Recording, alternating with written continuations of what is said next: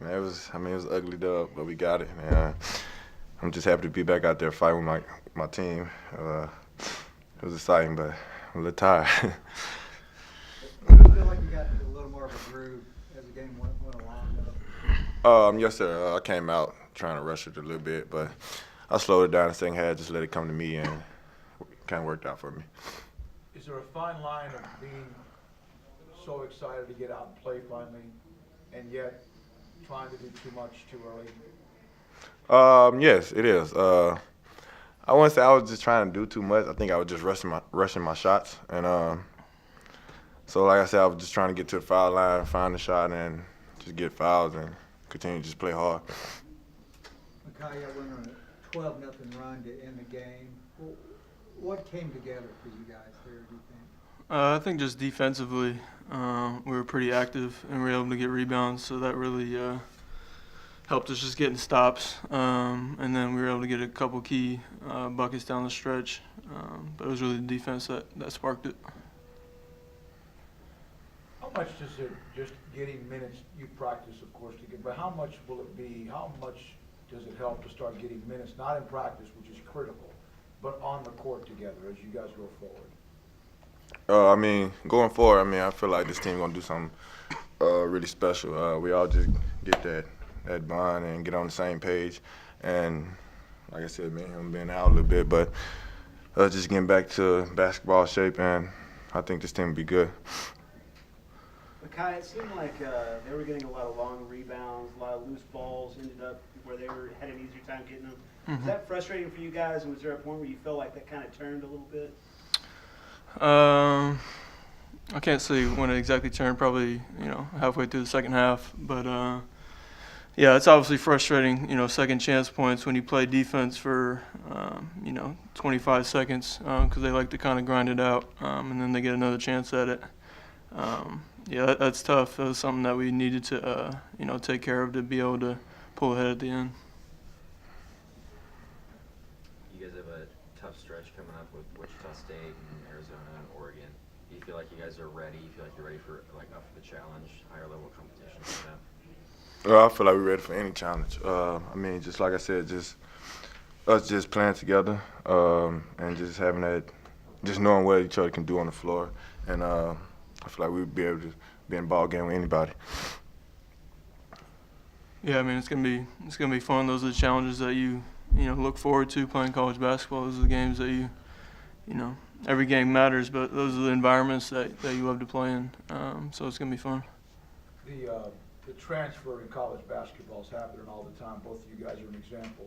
Some people just think you just show up and you just fit right in. How difficult is it, though, to mesh together, to watch what else is going on, and to try to make sure that it works out?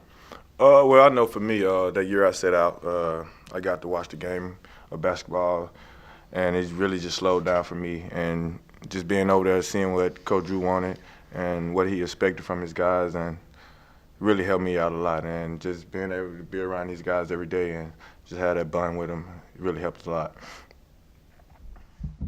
Well, there's some games that don't turn out like you think, and then there's other games coming in where you really try to lay it out to the guys. And I thought Coach Tang and the scout really did a good job because we said this game is going to be a low possession game.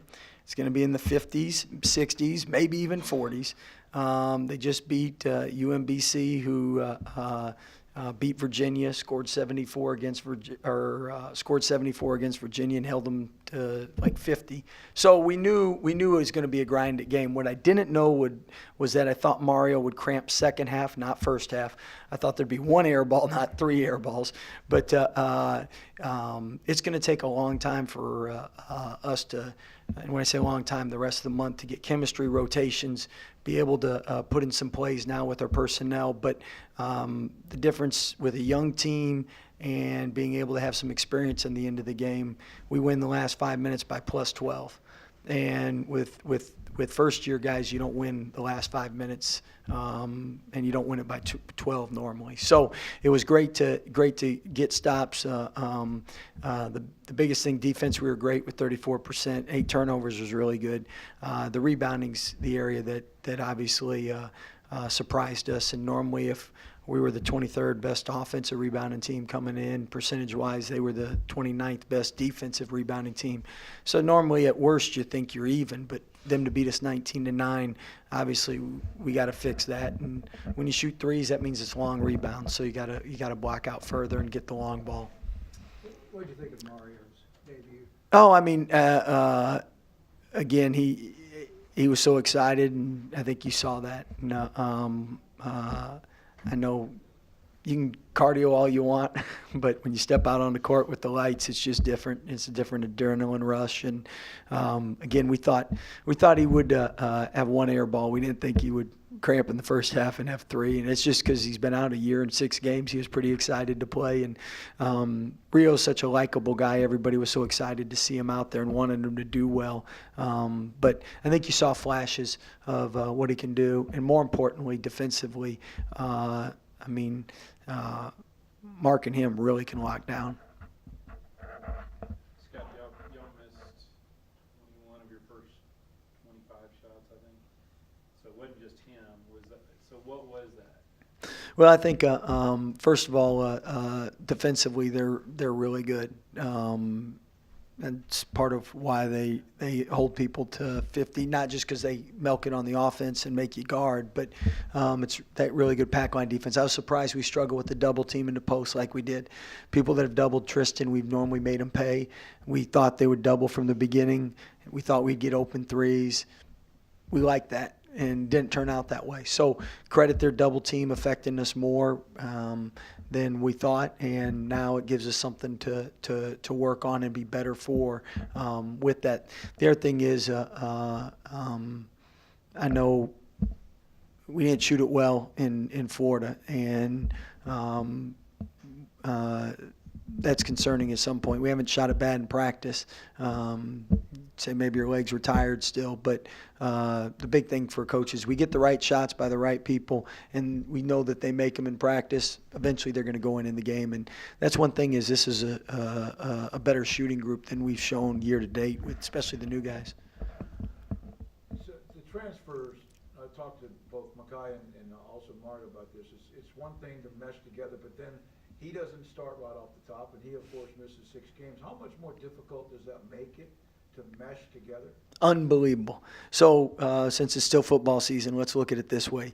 You got a dynamic quarterback who's a dual threat quarterback. So he comes in, that changes your offense. And then you add maybe you got a big back, and now all of a sudden you add a tailback who's really fast. Well, that changes your offense. Well, it's not like we've been working on what we're gonna run. We're working on what we were trying to win these past 6 games with. So we haven't worked on anything with those two in because, again, we've started the season already. So now after hopefully this break, we'll have a chance December 1st to 15th to really put in some stuff that works with Makai and works with Mario and takes advantages of those mismatches more. Coach, Makai had, I think, a layup and then a three-pointer to take you from tied to up 5. Are you looking for him to maybe kind of be your clutch guy this year? Well, I think he showed he was clutch when he was healthy at Yale. You can tell he's still limited with his ankle. But I mean, like, you look at it, we got back Sunday, we didn't practice. So Monday, it's light, so you really didn't get a chance to do much as far as, again, putting in things with Makai and Rio. And I thought Makai, if he stays healthy, like late in the game, him and Mario are going to make those free throws. That's not even a question. The next thing is Makai's going to get much better defensively as he gets healthy and in shape, and then Mario offensively will be much better. And I know that because I've seen him in the 2 scrimmages, and he was much better. But again, when it's a real game, fans, lights, different feeling, and you like to get it all out at the first game, so then by the 6th game, you know your rotation, know your roles, know what you're doing, and you're moving forward. And credit our guys because it's tough for them. 1 minute you're starting, next minute you're barely playing. So it's going to take some time to figure everything out. I do like the flashes we saw, and I do like how we finished the game. And, I mean, physically, those are some men out there. Scott, knowing what's ahead, how big is it to finish games like this, to win games when it's on the line? Well, if you, as a coach, you couldn't have a better game than this game. And the reason is to win. And the reason is if you win by 20, it's fool's gold, because when you get into these Big 12 games and then the Power 5 games, they're close games. So you have to have experience in those close games. Now, nobody likes close games. Nobody likes close games by teams that not everybody knows about. But again, we knew how good they were coming in. They were 26-9 for a reason. They were a team that nobody wants to play in a neutral court, or no one wants to play in a first-round NCAA tournament game.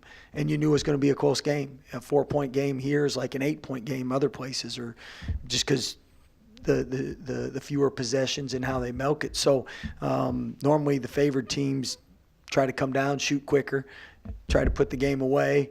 Then the teams that grind it out, now all of a sudden things really don't work. And for us to come back like we did, really impressive in our situation, the totality of it. Meaning not really practicing yet. And I mean, still Rio is only a sophomore. Mark's only a sophomore. Tristan's a sophomore. And we're calling them vets.